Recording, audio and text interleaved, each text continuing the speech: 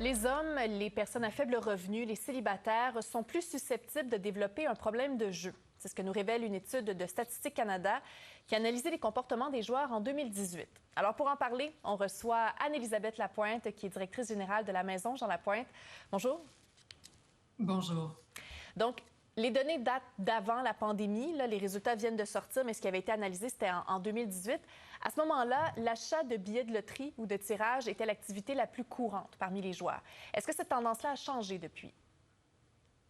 Non, pas celle-là. En fait, si on regarde qu'environ 60 à 65 de la population joue au moins une fois par année, évidemment, le jeu le plus populaire, c'est toujours la loterie. Alors que ce soit le 6,49 ou une forme de gratteux ou autre, les loteries instantanées, c'est vraiment la forme de jeu la plus populaire, autant chez les Canadiens que chez les Québécois. Ça n'a pas changé. Voilà. Ce qui a changé avec la pandémie, par contre, c'est le fait que les gens étaient confinés à la maison. Ça a augmenté le jeu en ligne, je crois? Oui, exactement. Alors, c'est sûr que avec le confinement, il y a eu la fermeture des casinos, les endroits où on pouvait s'adonner aux appareils de loterie vidéo. Même temporairement, là, c'était même plus possible d'aller s'acheter son billet de 6,49 ou autre. Alors, c'est sûr que les gens qui tenaient absolument à jouer, évidemment, se sont dirigés vers le jeu en ligne. Alors, c'est sûr qu'on l'a vu, même Espace Jeu le dit, là, en fait, l'Auto-Québec, le jeu a explosé en ligne avec la pandémie. Et c'est sûr que pour nous, à la Maison Jean Lapointe, au niveau du traitement, évidemment, ça s'est traduit par une hausse de demande de problèmes de jeux liés aux jeux en ligne spécifiquement. Oui, c'est ça. L'étude de Statistique Canada dit que près de 2 des personnes qui ont joué au moins une fois présentent un risque modéré de développer un problème de jeu. Mais est-ce que le jeu en ligne pose un plus grand danger de développer une dépendance? Écoutez, c'est sûr que le taux de jeu problématique ou pathologique est à peu près stable depuis plusieurs années, autour de 2 on va dire. C'est sûr que les jeux auxquels on s'adonne, ça peut varier. Alors, les jeux en ligne, ce que ça présente comme risque, c'est évidemment qu'il y a plusieurs facteurs, disons, qui peuvent faire en sorte que les gens vont devenir plus dépendants rapidement. C'est-à-dire, on peut être isolé, pas besoin de sortir de chez soi, on est à l'abri des regards, on peut jouer en tout temps, donc même pas besoin de se déplacer, le bar ferme à 3 heures du matin. Si c'est une loterie, pas besoin d'attendre le vendredi au tirage ou le samedi. Et donc, à ce moment-là, c'est sûr qu'il y a moyen de jouer en tout temps. L'accessibilité est accrue. Alors, de toute évidence, même avec le cellulaire, la tablette, l'ordinateur, on a accès au jeu. Alors, c'est sûr que ça, déjà là, il y a un risque qui est là. L'autre chose, c'est qu'à partir du moment où tu rentres tes informations bancaires, de carte de crédit, autres, on perd la notion de l'argent.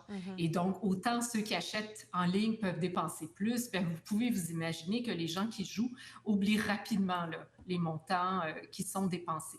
Oui, c'est ça. Alors, c'est sûr que ces facteurs-là, oui, désolé, donc augmentent les risques de devenir dépendant. Non, non, on comprend, c'est ça, c'est instantané, c'est sans limite, 24 heures par jour. Parmi les facteurs de risque qui sont nommés par cette étude, on parle du fait d'être un homme d'abord, d'avoir un faible revenu, célibataire, divorcé, donc d'être être un peu isolé. Est-ce que c'est le profil que vous observez des gens qui viennent chercher de l'aide? Dans l'ensemble, oui, il y a certaines nuances du fait qu'il y a eu vraiment comme bouleversement des demandes d'aide, c'est-à-dire avant la pandémie, 80 de la clientèle venait pour un problème lié aux appareils de loterie vidéo et c'était principalement des hommes, effectivement, liés à ce jeu-là. Avec le jeu en ligne, on a vu toutes sortes de profils à la Maison Jean Lapointe, mais c'est sûr que si on regarde les facteurs sociodémographiques des gens les plus vulnérables, plus à risque de développer les problèmes, c'est sûr que si on regarde les jeux auxquels s'adonnent les hommes, pour prendre cet exemple-là, c'est sûr que les hommes ont tendance à choisir des jeux sur lesquels ils s'imaginent avoir du contrôle. Alors que ce soit le poker, que ce soit d'autres jeux de table comme le blackjack. Alors, c'est sûr que les paris sportifs, on s'imagine que plus on a de connaissances, plus on va être capable de prédire ou de contrôler l'issue du jeu. Alors, ça va avec le profil, évidemment, le profil va avec le jeu auquel on s'adonne. Tandis que la plupart des femmes vont s'adonner à des jeux dits d'évasion. Mhm. Alors, on veut changer les idées, on veut pas penser à rien, donc on va jouer, on va gratter, on va jouer au bingo, on va jouer aux machines à sous.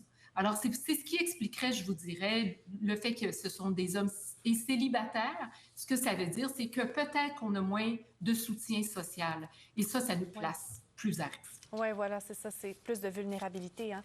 Mais c'est intéressant justement que vous nous disiez qu'il y a eu des changements avec la pandémie parce que cette étude-là, et c'est ce qu'elle disait justement dans son résumé, le fait que ce sera un point de départ pour pouvoir constater ensuite les changements qui vont s'effectuer d'une année à l'autre. Ça va être très intéressant de suivre ça dans les prochaines années. Anne-Élisabeth Lapointe, merci d'avoir pris le temps de nous parler cet après-midi. Ça fait plaisir. Au Au plaisir. revoir.